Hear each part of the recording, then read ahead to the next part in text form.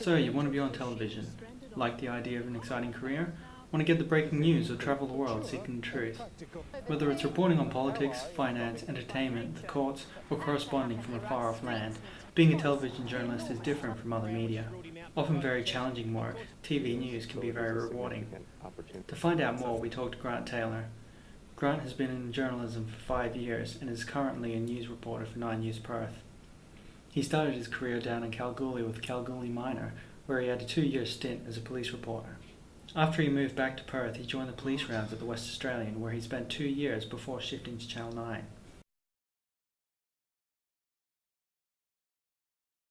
It's generally accepted that television provides much less news than a daily newspaper. News bulletins normally run for half an hour, and news pieces rarely go for more than a minute and a half, a short time to convey all the information. But with television, the old adage holds true: a picture really is worth 1,000 words.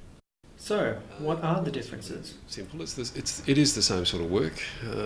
You still have to go out and find a story to start with. I mean, that's the fundamental similarity between TV, print, radio, whatever you're doing. The actual construction of the story, you've got a lot less time to tell it in television. You've got a minute 10 on average is all you have. That's essentially equivalent to about a 20 to 25 centimetre newspaper story, which isn't very long. It's sort of one column down the side of a page, perhaps. So you really have to learn to be able to tell the story as succinctly and quickly as possible, leaving out a lot of detail, which in a newspaper story would probably give you more of an overall picture, but that's probably not the point in TV. The point is to tell it as quickly and succinctly as possible. So it's actually quite an art. One I haven't necessarily mastered yet, but we're working on that. So.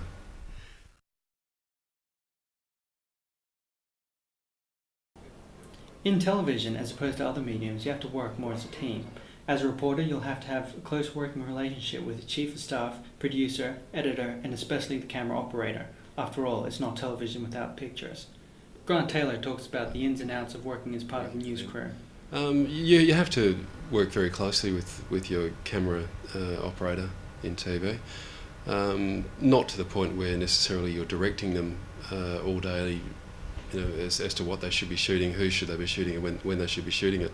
They're competent professionals in their own right who have an eye for pictures and are usually out there doing it for you. I mean, no sooner will I sort of see something I want filmed, and usually they're off filming it without me having to say a word. But at the end of the day, it is still, I think, very much that same sort of process. It's the journalist who pulls the pictures together at the end of the day with their words. So you're reliant on them to get the pictures, but it's then you that chooses sort of what sort of order they're going to come together in.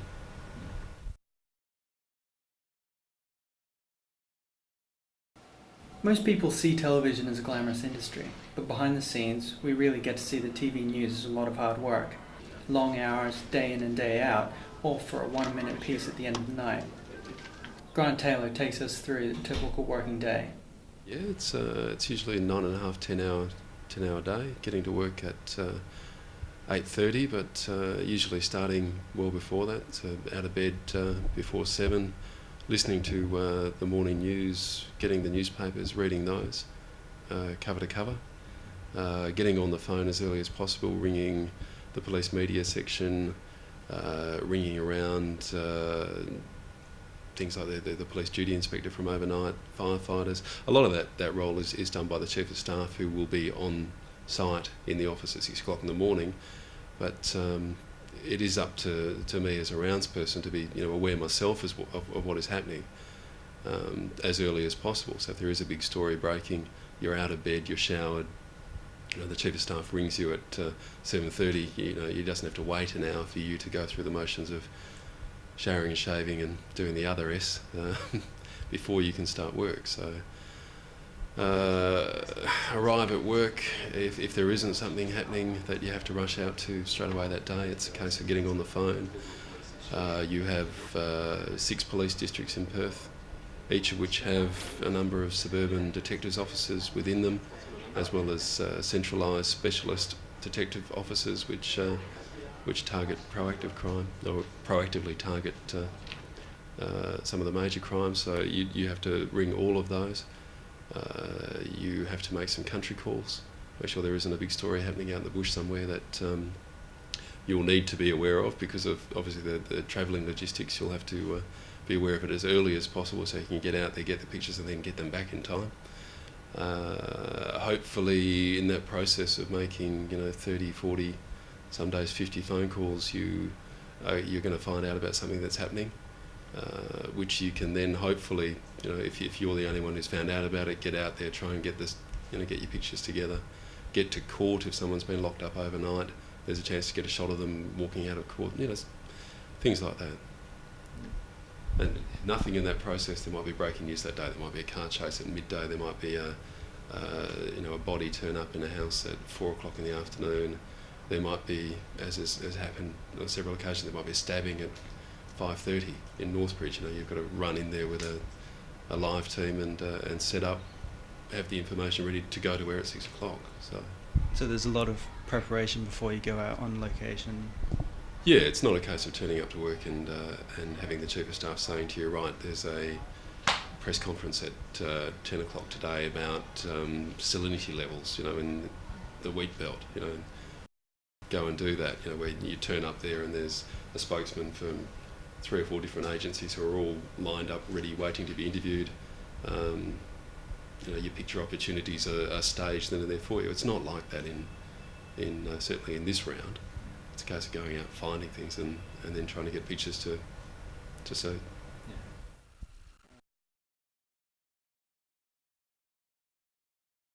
Life as a journo can be tough, with the unpredictability of the job, the constant pressure of strict deadlines, and the fierce competition for news. Why would any self-respecting human being want to be one? As far as journalism goes, it's the best job in the world. It's full of diversity. Every day is different. You do have a lot of freedom. You get to go to things your average person never gets to see, firsthand. It's just exciting. Who else can sort of say that they go home at the end of the day having had an exciting day? Very few people, I'd imagine. But journalism's not all peaches and cream. TV news even has its own peculiar issues. It's nerve-wracking. I don't think there's a journalist here that, even the ones who've been here for 10 years, that wouldn't tell you they still get butterflies going live to air at 6 o'clock, even though it might be just for 20 or 30 seconds before a package rolls. But being able to deal with those sorts of things, having a voice that is going to sound good, trying to get the meter right, the emphasis right, all those sorts of things, and presentation to probably a smaller extent. It's really not that much of an issue. You don't apply for a TV job and the first thing they do is look at you and say, oh, you're a bit ugly, or you're a bit old, or otherwise I wouldn't be here. So.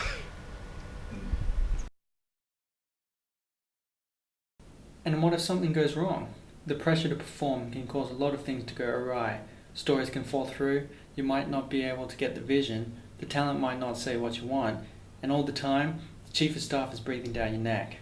For TV, yeah, well, most of the things that go wrong don't actually go to air. You don't see our outtakes and our blunders and our bloopers, but yeah, no, not too often. I mean, if you know what you're doing. And At the time of this interview, Grant had just returned from Albany after having covered a story about hikers who had gone missing in the hills. He talks about some of the problems that they had. Yeah, I mean, it is. It's specifically because we don't have $500,000 worth of satellite broadcasting equipment. The time pressure is the big killer. We got on a 10 o'clock flight to Albany, which arrived just after midday.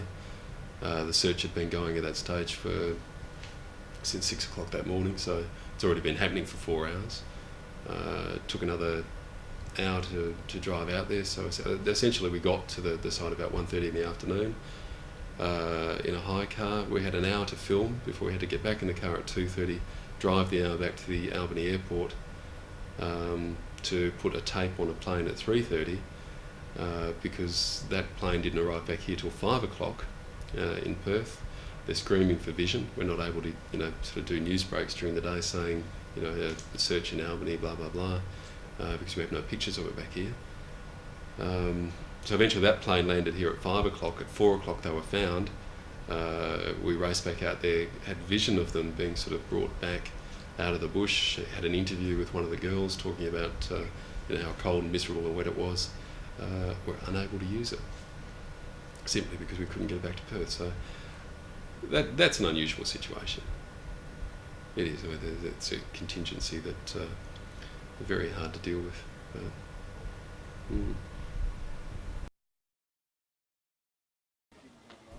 Now that you know what it's all about, what kind of advice does Grant have for all you budding young journalists?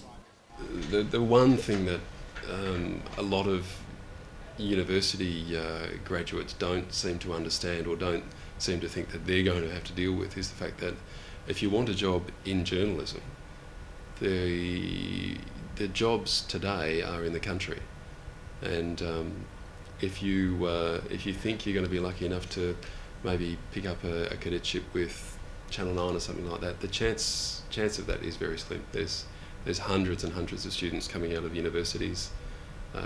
There's a handful of jobs.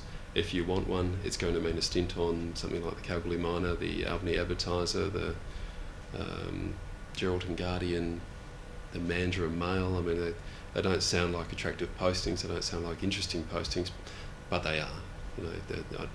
I had never really been to Kalgoorlie before in my life, before having to move up there, pack up my life here in Perth, move everything up there, for what turned out to be, two of the best years of my life. Great town, great fun, good news stories, and a good opportunity to build a portfolio, gain the experience to be able to come back to Perth and get a job with one of the larger organisations, whether that means having to for TV people, I suppose most of the people in this office have done stints at GWN. I think just about everyone here actually has done a stint at GWN before moving to either Channel 10 or the GWN Perth Bureau, Channel 9, things like that. So get off your ass and get out of the bush. It's not that bad. Thanks very much. Yeah, thank you.